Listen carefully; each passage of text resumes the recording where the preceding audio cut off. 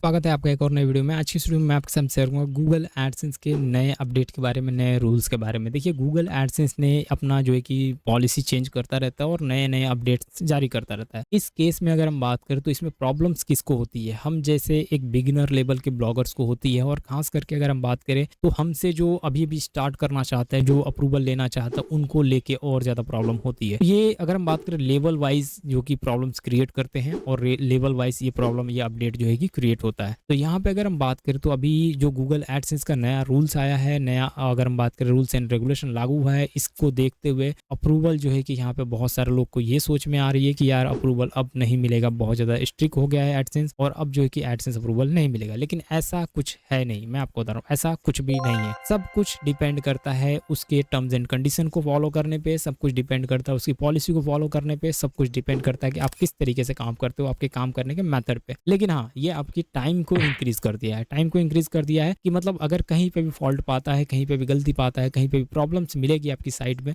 तो इंस्टेंटली उसको रिजेक्ट कर देगा। मतलब ये कहीं ना कहीं अपने अंदर बहुत ज़्यादा चेंजेस ला चुका है और बहुत ज़्यादा इंप्रूवमेंट ला चुका है।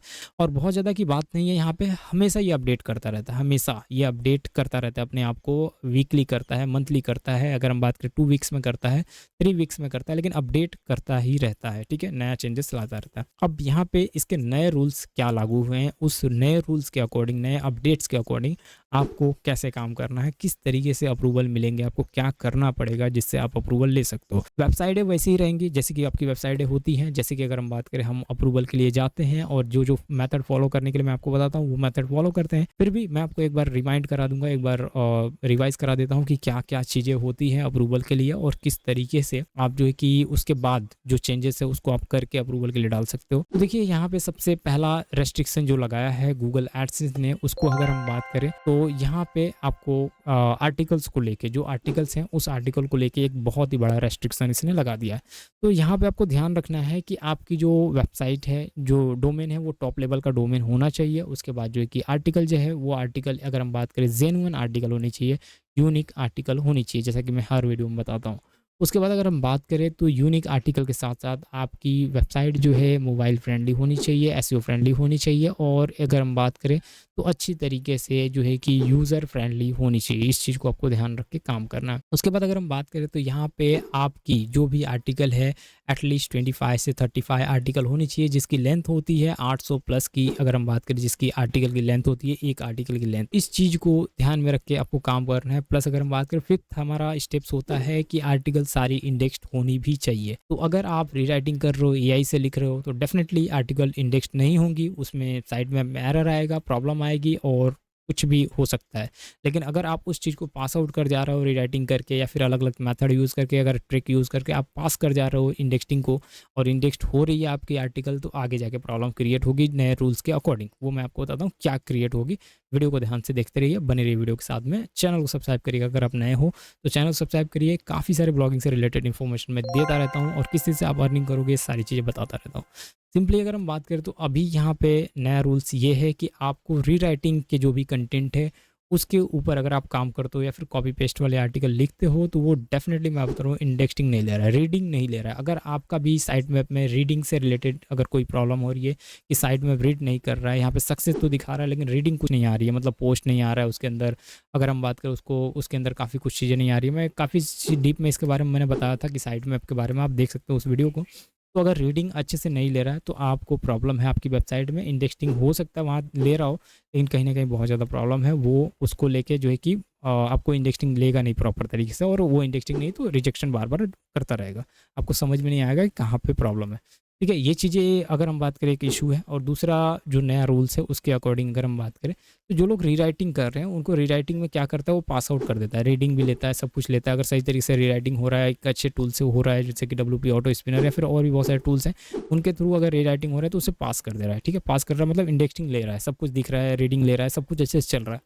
लेकिन उस केस में अप्रूवल नहीं दे रहा है। क्यों नहीं दे रहा है? क्योंकि आपने जो रीराइटिंग किया है उसी का वो नया रूल है कि वो रीराइटिंग नहीं चाहिए उसको, और रीराइटिंग कैसे है वो डिटेक्ट कर ले रहा है, ठीक है। और डिटेक्टिंग की अगर हम बात करें तो अगर अच्छा टूल है तो डिटेक्ट करना पॉसिबल नहीं है उसके लिए, लेकिन एक 50-50 वाला गेम हो जा रहा है कि आप पकड़े भी जा सकते हो, नहीं भी पकड़े जा सकते, दोनों गेम इसके अंदर खेला जा रहा है, ठीक है। तो आपका लक अगर सही रहा तो अप्रूवल भी देगा, नहीं लग रहा तो रीराइटिंग पर अप्रूवल नहीं देगा, इस चीज़ को आप समझिएगा। उसके बाद अगर हम बात करें तो अगर आपकी जेन्युइन आर्टिकल है, ठीक है, सब कुछ सही है, तो इस केस में क्या इसने रूल लाया है वो मैं बताता हूँ। अगर आप जेन्युइन आर्टिकल लिख रहे हो, सारे मेथड फॉलो कर रहे हो, 4 से 5 मेथड मैंने बताया, contact us, about us, privacy policy सब रख रहे हो, ठीक है, डिस्क्लेमर तक रख रहे हो, अगर हम बात करें और भी चीज़ें रख रहे हो, तो यहाँ पे सब रख रहे हो, लेकिन एक चीज़ नहीं रख रहे हो। एक चीज़ क्या है, वो डीएमसीए नहीं रख रहे हो, ठीक है, डीएमसीए नहीं रख रहे हो तो भी वहाँ पे प्रॉब्लम क्रिएट कर रहा है और अप्रूवल नहीं दे रहा है। लेकिन मैं बोलता हूँ कि अगर आप उसको भी रख दिया आपने, सारी चीज़ें फॉलो किया आपने, उसके बाद अगर आपकी वेबसाइट पे जो है कि हज़ार, अगर हम बात करें 500, 200, 300 ऑर्गेनिक सर्च नहीं आ रहे हैं, अगर ट्रैफिक नहीं आ रही है, चाहे वो ऑर्गेनिक हो चाहे वो कहीं से भी हो, ज़्यादातर अगर हम बात करें डायरेक्ट ट्रैफिक के ऊपर मैंने एक्सपेरिमेंट नहीं किया, लेकिन मुझे जहाँ तक लगता है डायरेक्ट ट्रैफिक पे भी अप्रूवल देगा। इनडायरेक्टली अगर हम बात करें, उसे ट्रैफिक चाहिए ही चाहिए। तो आज के डेट में जो है कि 100, 200, 500, 1000 कम से कम एटलीस्ट ये ट्रैफिक की रेंज है जो कि मैं आपको बता रहा हूँ। इतना अगर डेली विजिटर नहीं आ रहे हैं, पेज व्यू नहीं आ रहा है, तो डेफिनेटली वो रिजेक्शन मारेगा, बार बार रिजेक्ट करेगा। पहले के समय में क्या था कि ज़ीरो ट्रैफिक पे आपको अप्रूवल देता था, लेकिन आज के समय में ये चीज़ें नहीं फॉलो करोगे, उतना ट्रैफिक नहीं आएगी तो डेफिनेटली रिजेक्ट करेगा, ये इसमें कोई आपको डाउट नहीं रखना है, ठीक है। और यहाँ पे एक और नया रूल्स अपडेट हुआ है। इस रूल्स में अगर हम बात करें तो अगर आप जो है कि यहाँ पे जो भी आपकी एडसेंस है, उस एडसेंस को बार बार अप्लाई करते हो, जैसे एक बार रिजेक्ट किया, फिर आपने अप्लाई किया, फिर रिजेक्ट किया, फिर अप्लाई किया, तो डेफिनेटली आपकी जो एडसेंस अकाउंट है, जो एडसेंस की प्रोफाइल है, उसे आपका अप्रूव हो या ना हो, उस अकाउंट को ही टोटली उस जीमेल पे, जो ईमेल जीमेल पे आप नया अकाउंट एडसेंस अकाउंट बना रखो ना, उसको डिलीट कर देगा। मतलब उसको ब्लॉक कर देगा और वो डिलीट हो जाएगी हमेशा हमेशा के लिए, ऑटोमेटिक डिलीट कर देगा अगर 4-5 बार बार बार अप्लाई करते हो।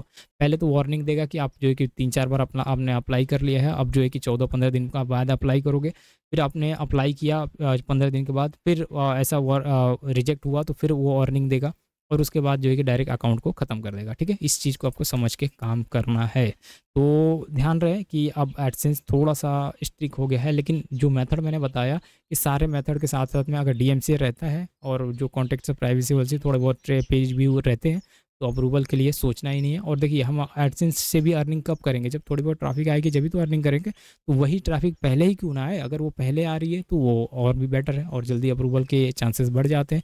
कॉपी पेस्ट नहीं करना है, ध्यान रखना है। आई होप कि वीडियो आपको पसंद आई होगी, सारे कंसेप्ट समझ में आए होंगे, नए अपडेट को समझ चुके होंगे और ये वीडियो आपको अच्छी लगी होगी। हम मिलेंगे नेक्स्ट वीडियो में, बात करेंगे और भी टिप्स एंड ट्रिक्स के बारे में। तब तक के लिए thanks for watching, bye bye.